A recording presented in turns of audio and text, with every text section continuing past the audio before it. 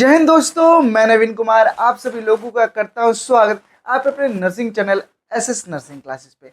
So friends, today we are going to study about fracture, that what is fracture, what are the cause of fracture, what are the types of fracture and what is the nursing management of fracture. So without wasting our time, let's get started this video. So first of all, we have to know the definitions. The definition of what fracture. Definition of fracture क्या है? So here is a definition. Fracture is also defined as a separation of bone into two or more pieces, fragment resulting from force directly or indirectly applied on the bone. Means to say, fracture क्या है? जब bones टूटती हैं, दो या दो से ज्यादा भागों में टूट जाए, ठीक है, due to external cause like but directly और इनडायरेक्टली, मतलब डायरेक्टली कोई फोर्स लगे बोन्स के ऊपर या इनडायरेक्टली फोर्स लगे, लेकिन उसके चलते क्या हो रहा है, हमारा बोन टूट रहा है एक या दो से ज्यादा हिस्सों में, तो उसी का क्या कहा गया है?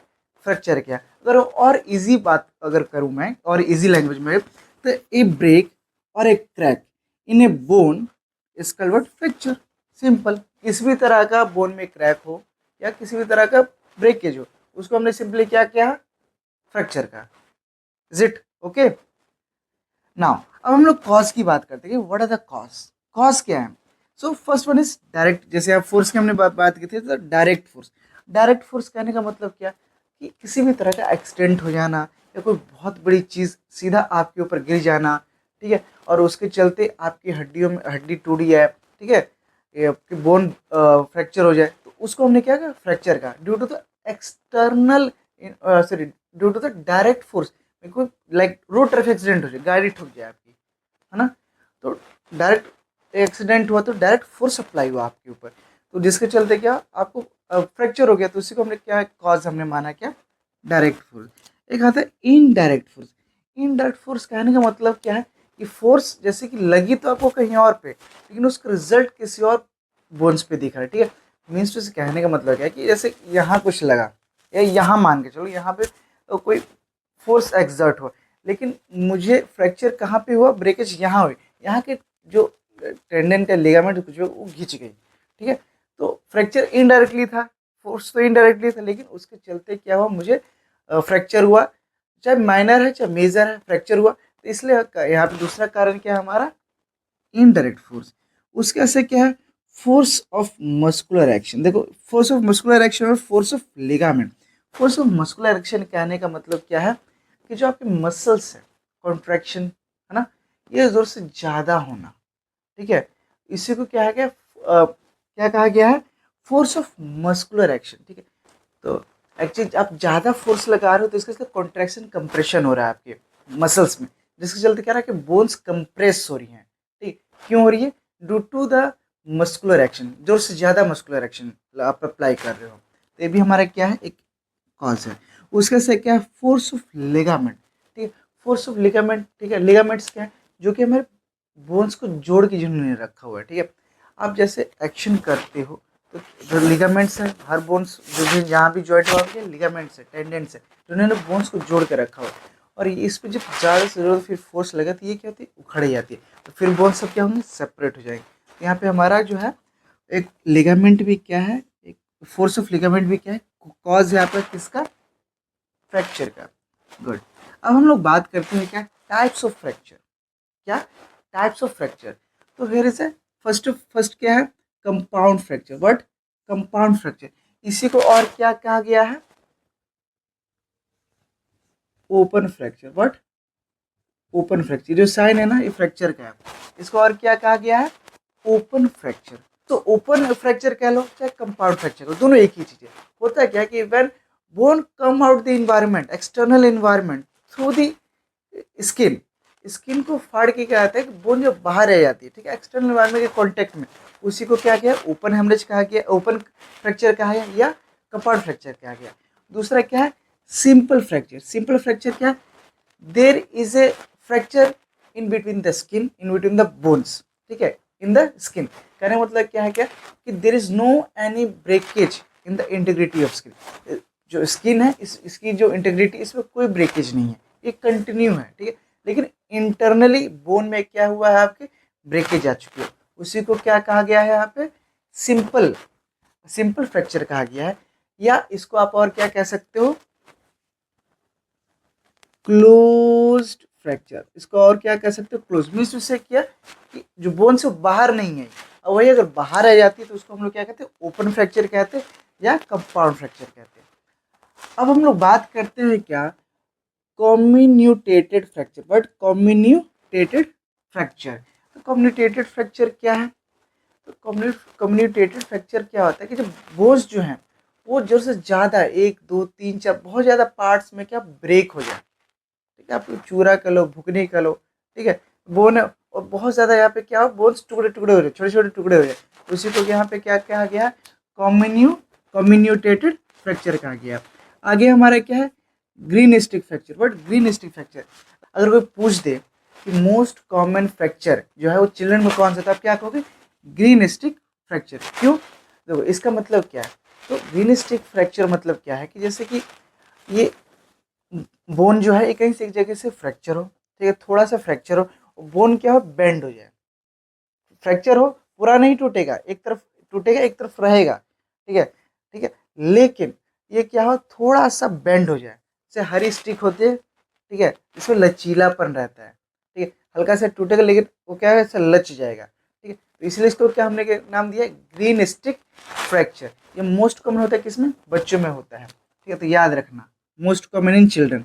फिर क्या, स्पायरल फ्रैक्चर। स्पायरल फ्रैक्चर क्या है, तो स्पायरल फ्रैक्चर मतलब क्या, लाइक ये बोन है, ठीक है, और बोन में ब्रेकेज हो रही है, कैसे हो रही है, यहाँ से ऐसे होके ऐसे ऐसे स्पायरल फॉर्म में ब्रेकेज हो रही है, ठीक है, मीन्स वैसे डायरेक्ट नहीं हो रहा है ऐसे, ठीक है, ये ऐसे घूम रहा है, ऐसे फिर पीछे फिर ऐसे फिर पीछे फिर ऐसे, है ना, आ रहा है समझ में, तो ये स्पायरल हुआ। क्या देखो एक बार ऐसे भी देख लो, नहीं समझ में आ रहा होगा तो, लाइक ये बोन है, ठीक है, भाई कुत्ते की हड्डी कोई नहीं बोलेगा, बोन है, ये क्या रहा है, इस तरह से हो रहा है, फिर उधर से घूम के आएगा, फिर इधर से, फिर उधर से घूम के आएगा, फिर इधर से, है ना, ये जो है ना, ऐसे ऐसे ऐसे करके जो हो रहा है ना, इसी को स्पायरल कहा जा रहा है। इस तरह जो फ्रैक्चर होता है इसी को स्पायरल फ्रैक्चर कहा गया है। अब हम लोग बात करते हैं कि ट्रांसफर फ्रैक्चर की, किसकी हम लोग बात कर रहे हैं, तो ट्रांसफर फ्रैक्चर की। तो ट्रांसफर फ्रैक्चर क्या है, तो ये जो बोन था ये तो पहले स्पायरल हुआ, अब ये ऐसे ना होके ये डायरेक्ट सीधा होगा ऐसे, ठीक है, ये जो ब्रेक हुआ ना, ये जो ब्रेक है यहाँ पे, इसी को ट्रांसवर्स फ्रैक्चर कहा गया। ये मोस्ट कॉमन फ्रैक्चर है। अगर पूछे इन सब में मोस्ट कॉमन फ्रैक्चर क्या था, आप क्या बोलोगे, transfer fracture is the most common fracture, ठीक है, जो कि यहाँ पे आपके ऐसे अलाइन एक सिंगल लाइन में मान के चलो ब्रेकेज होती है। अब हम लोग बात करते हैं ऑब्लिक फ्रैक्चर की, किसके हम लोग बात करते हैं, ऑब्लिक फ्रैक्चर, ठीक है, ऑब्लिक फ्रैक्चर क्या है, तो ये तो ट्रांसफर फ्रैक्चर था। ऑब्लिक फ्रैक्चर में क्या होता है, कुछ इस तरह से, ठीक है, ऑब्लिक ऑब्लिक ऐसे निशान लगाते हो ना, उस तरह से अगर ब्रेकेज हो रहा है तो उसको हम लोग क्या कहते हैं, ऑब्लिक फ्रैक्चर कहते हैं। देखो इसमें अंतर क्या है कि इसमें जो है ना डिसलोकेशन का चांस बहुत कम है, इसमें ट्रांसफर फ्रैक्चर में, लेकिन ऑब्लिक फ्रैक्चर है इसमें डिसलोकेशन का चांस बहुत ज़्यादा। देखो ऐसे सीधा था तो कहाँ भागेगा, नहीं भाग पाएगा, लेकिन ये क्या टेढ़ा है, इस तरह ये ऐसे भाग सकता है ऐसे, ठीक है, अभी ये क्या होगा, ऐसे भाग सकते हैं, ठीक है, ये वाला पोर्शन इधर भागेगा और ये वाला पोर्शन इधर भागेगा, तो डिसलोकेशन का चांस रहता है किसमें, ऑब्लिक फ्रैक्चर में रहता है। फिर क्या है, कंप्रेशन फ्रैक्चर। क्या है, कंप्रेशन फ्रैक्चर, ठीक है, जब ज़्यादा जोर से मसल्स कॉन्ट्रैक्ट होती है या मसल्स पे भार पड़ता है तो मसल बोन्स भी क्या होती है, कंप्रेस्ड हो जाती है। फॉर एग्जाम्पल जो हमारी वर्टेब्रा होती है ना, ठीक है, लंबर रीजन मान के चलो, ये जैसे नॉर्मल हुई, ठीक है, ये क्या हुई, नॉर्मल, लेकिन प्रोलॉन्ग जब आदमी सफ़र करता है ना, जब ज़्यादा कंट्रैक्शन पड़ता है तो यहाँ से तो ठीक है, ठीक है, लेकिन ये वाला हिस्सा देखो, ये क्या हुआ है, कंप्रेस्ड हो गया, अभी ये थोड़ा इस पोजीशन में हो गया है, यहाँ कंप्रेस हो गया है, ठीक है, तो ये भी डिफॉर्मिटीज़ है एक तरह का, ये क्या है, डिफॉर्मिटीज़ है। तो इस तरह का इसको भी हम लोग क्या कहते हैं, कंप्रेशन फ्रैक्चर का, ये भी एक तरह का क्या फ्रैक्चर है, याद रखना, ठीक है, इसलिए हमेशा पोजीशन चेंज करते रहना, उससे ज़्यादा मसल्स पे भार नहीं डालना है ना, ये बहुत एनर्जी लगा रहे हैं, ठीक है, एक दिन हो गया लेकिन अब जो से ज़्यादा लगाओगे तो फ्रैक्चर हो जाएगा, ठीक है, ऐसे जितना आपकी क्षमता उतना ही करो तो ज़्यादा अच्छा रहेगा। उसका से क्या है, अवल्सन फ्रैक्चर। क्या है, कौन सा फ्रैक्चर है, अवल्सन फ्रैक्चर। तो अवल्सन फ्रैक्चर क्या है, तो जैसे मैंने पहले कहा था लिगामेंट्स हैं, टेंडेंस है, जो कि आपके बोन्स को जॉइंट जिन्होंने करके रखा है ना। तो जब आप जो से ज़्यादा पावर लगा के मूवमेंट करते हैं तो कई बार क्या होता है, किसी एक्सटर्नल फोर्स की वजह से भी हो सकता है कि लिगामेंट्स उखड़ जाती हैं और लिगामेंट्स उस बोन को उखाड़ लेती हैं। समझ, जैसे यहाँ पे लिगामेंट्स लगी हुई है, टेंडेंस लिगामेंट्स है, ठीक है। किसी भी कारण से, चाहे मेरे ज़्यादा पावर लगाने से, ज़्यादा मूवमेंट करने से, या किसी एक्सटर्नल फैक्टर से, किसी एक्सीडेंट से, क्या मेरा जो है लिगामेंट उखड़े, लिगामेंट उखड़े, ठीक है, तो थोड़ा बोन्स के पार्ट्स को भी लेके उखड़े, ठीक है, बोन्स के साथ ही उखड़े, तो उसी को हमने क्या कहा है यहाँ पे, अवल्सन फ्रैक्चर किया। क्या कहा हमने उसको वहाँ पे, अवल्सन फ्रैक्चर किया।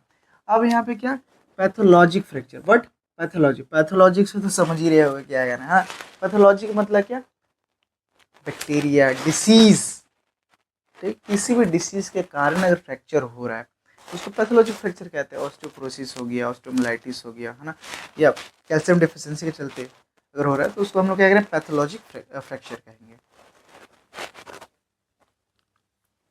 तो अब हम लोग बात करते हैं क्या, साइन एंड सिम्टम्स की। किसकी हम लोग बात करेंगे, साइन एंड सिम्टम्स की बात करते हैं।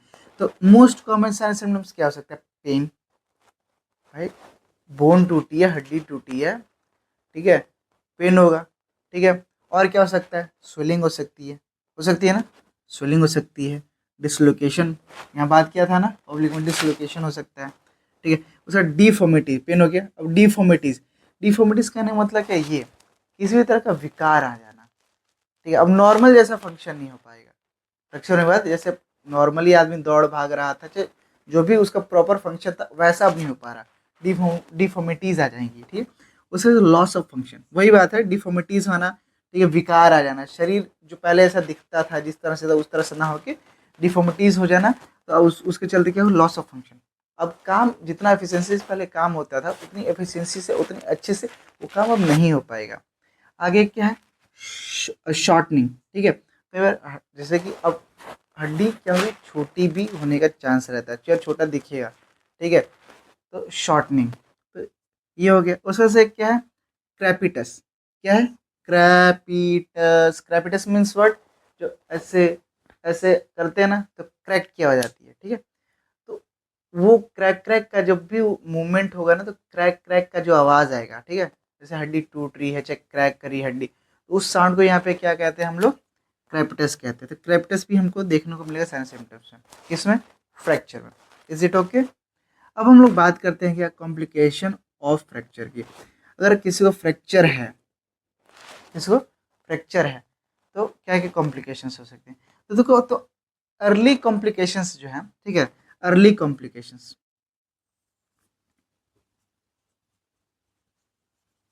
अर्ली कॉम्प्लिकेशन लिख लेना, ठीक है। तो अर्ली कॉम्प्लिकेशंस हमको क्या क्या देखने को मिल सकते हैं, तो शॉक, मान के चलो जो से ज़्यादा अगर ब्लीडिंग हो, क्या हो, ज़रूरत से ज़्यादा ब्लीडिंग हो, ठीक, तो ऑटोमेटिक क्या हो, सबसे ज़्यादा खतरा क्या होता है, शॉक का। कौन सा में कि ब्लीडिंग होगी, बॉडी से तो ब्लड बाहर आ रहा है, ठीक है, तो सबसे बड़ा खतरा क्या हो सकता है, शॉक, हाइपोवॉल्मिक शॉक, ठीक है।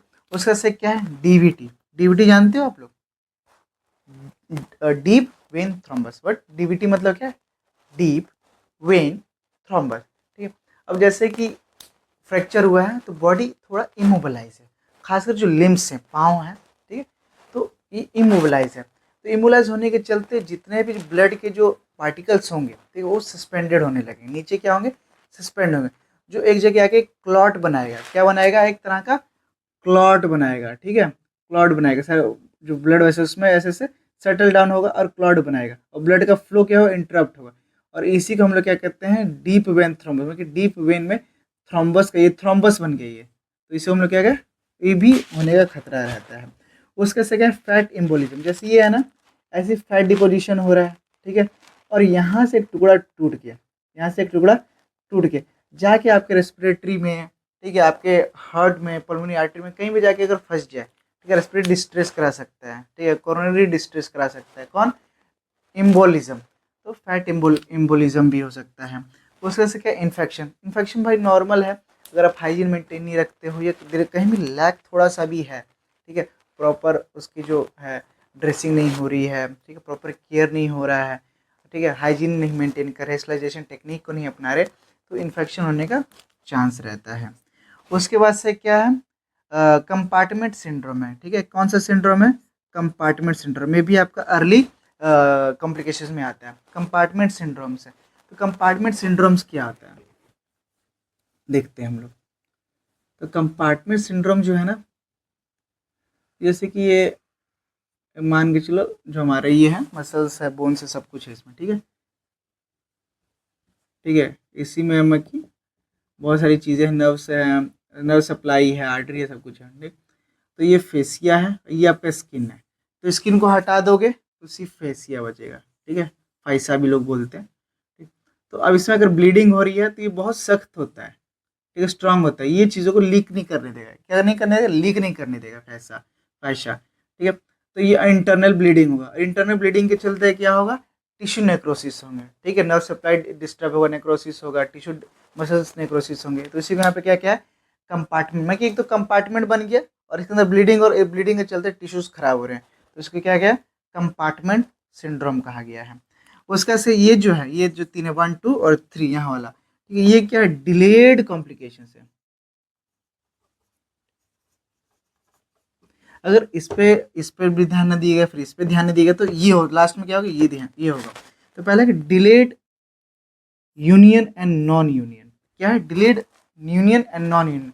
तो डिलेड यूनियन मतलब क्या है, जो हीलिंग प्रॉपर्टी होती है बोन की, ठीक है, तो उस समय न लगे, उससे ज़्यादा समय लगे। ठीक है, जो टाइम ड्यूरेशन पीरियड है बोन हीलिंग का, जो नॉर्मल होना चाहिए उतना ना हो कि ज़्यादा टाइम ले रहा है, तो उसी को क्या कहते हैं, यूनियन कहते हैं। और हो ही नहीं रहा, बोन हील हो ही नहीं रहा, उस कंडीशन को हम लोग क्या कहते हैं, नॉन यूनियन कहते हैं। क्या कहते हैं, नॉन यूनियन कहते हैं। आगे क्या है, avascular necrosis of bone. Same वही बात है, कंपार्टमेंट सिंड्रोम में पढ़ा था ना कि जो सेल डेथ होने लगती है बोन की, जो टिश्यू से अगर वो डेथ होने लगती है, तो इसी को हम लोग क्या कहते हैं, ए वैस्कुलर नेक्रोसिस ऑफ बोन। ठीक है, बोन्स की नेक्रोसिस में बोन्स के टिश्यू का डेथ होना।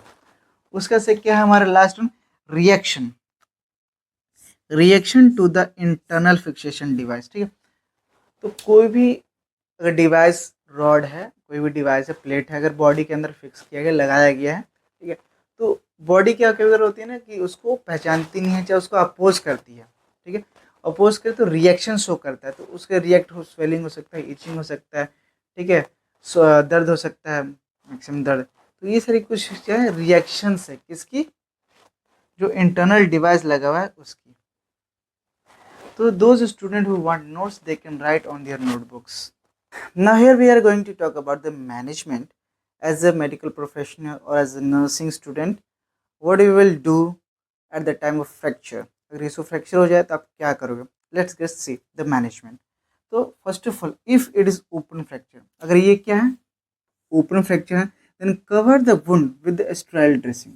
तो उस वुंड को आप क्या करोगे, उस फ्रैक्चर को आप क्या करोगे, स्टेराइल ड्रेसिंग से क्या करोगे, ड्रेसिंग करोगे। ठीक है, and secure with the bandage. ठीक, उसको करो बैंडेज करो। ठीक, then apply pressure around the wound to control any bleeding. कहने का मतलब है क्या, कि आप पहले तो आपने ड्रेसिंग किया प्रॉपर, ठीक है, फिर आपने उसको बैंडेज से सिक्योर किया कि अनवांटेड जो मूवमेंट है वो ना हो। उसके बाद आपने प्रेशर अप्लाई किया, क्यों, क्योंकि ब्लीडिंग को आप कंट्रोल कर सको, ज़्यादा खून ना बहे शरीर से, अगर बह जाएगा तो क्या हो जाएगा, शॉक कंडीशन हो सकता है। Next, support the injured body part. ठीक है, support the injured body part two stop it from the moving. ठीक है, क्या करोगे, बॉडी पार्ट को, जैसे फ्रैक्चर जो बॉडी पार्ट है उसको क्या ज़्यादा मूवमेंट नहीं कराना, उसको एक बार स्थायी कर दो। क्यों स्थायी करना है, क्यों, this should ease any pain. ठीक है, पेन से राहत दिलाएगा। ठीक है, and prevent any further damage, और किसी और तरह के डैमेज से क्या करेगा, प्रिवेंट करेगा। अगर बार बार देखो, ये तो ऑलरेडी डैमेज है, ठीक है, और फिर फर्दर मूवमेंट करेगा तो और ज़्यादा डैमेज होगा, और ज़्यादा पेन होगा। तो उसे प्रिवेंट कराने के लिए हम उसको क्या कहते हैं, सिक्योर करते हैं, एक पोजीशन में रखते हैं। Next, once you all done this, आप ये सब काम कर लोगे तो आपको क्या करना है, कॉल द मेडिकल हेल्प। ठीक है, जो भी एम्बुलेंस को बुलाओ, या आसपास कोई भी मेडिकल हॉस्पिटल है वहाँ ले जाओ। ठीक है, now will wait while waiting for the help. ठीक है, अराइव, डोंट मूव देम। उनको क्या वेट कर रहे हो, मेडिकल हेल्प आएगा, ऐसा नहीं कि हाँ चलो हिलाया, चाहे कुछ बात करने लगे तो बॉडी पार्ट हिले एक जगह से दूसरे, नहीं, ऐसा कुछ नहीं करना, मूवमेंट नहीं करानी। ठीक है, देन अनलेस, कब तक नहीं करना, जब तक कोई इमीडिएट डेंजर ना हो। ऐसा ना हो कि भाई अब डेंजर है, सांस नहीं ले पा रहा, चौक कर गया है, ठीक है, अनकॉन्शियस हो गया, जब तक ऐसा कुछ ना हो, तब तक बॉडी को उसके मूव नहीं करना है ना। बाइंड, देखो यहाँ पे एक चीज बताया गया है, bind the injured part of the to the uninjured part of the body, ठीक है। जो इंजर्ड पार्ट है उसको अनइंजर्ड पार्ट जो बॉडी है उससे क्या करो, बांध दो, ठीक है। बाइंड कर दो, किससे, बैंडेज से बाइंड करो। ये क्या होगा, अनवांटेड जो मूवमेंट है उससे प्रिवेंट करेगा कि ज्यादा फालतू में बॉडी मूव ना करे। Now keep checking the casualty for the shock, sign of shock. कहना मतलब कि हम लोग चेक करते रहेंगे कि ब्लीडिंग दोबारा स्टार्ट तो नहीं होगी, ठीक है। क्यों देखना है भाई, क्यों हाइपोवॉल्मिक शॉक से हमको पेशेंट को बचाना है, इस वजह से ना। If they lose responsiveness at any time और एनी पॉइंट, ठीक है, अगर अनकॉन्शियस हो जाए, रिस्पॉन्स ना दे, आप हेलो हाय कुछ भी बोलो, नो नो रिस्पॉन्स, तो आप उस कंडीशन में क्या करोगे, ये open their airway, check their breathing and prepare to treat them.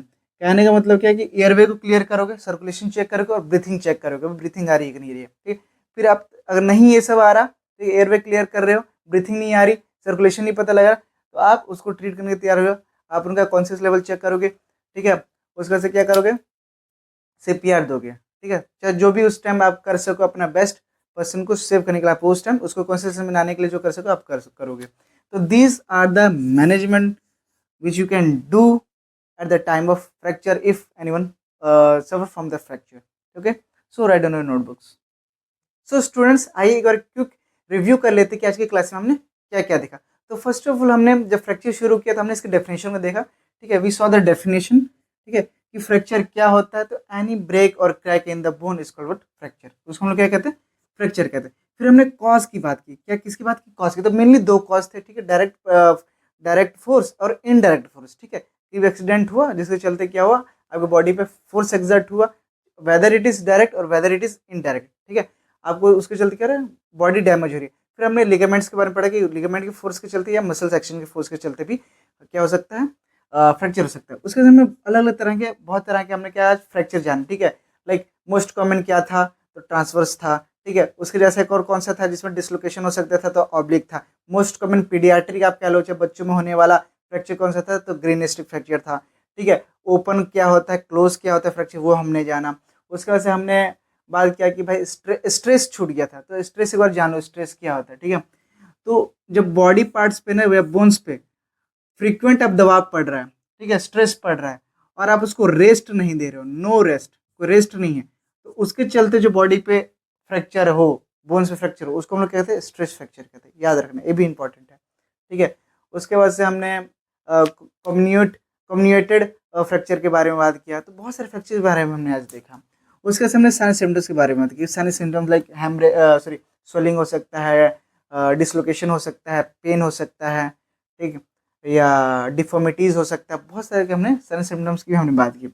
उसके बाद हमने क्या बात की, कॉम्प्लिकेशंस के बारे में बात की कि अलग अलग कॉम्प्लिकेशंस देखे, early of complication, delayed complications देखे ना।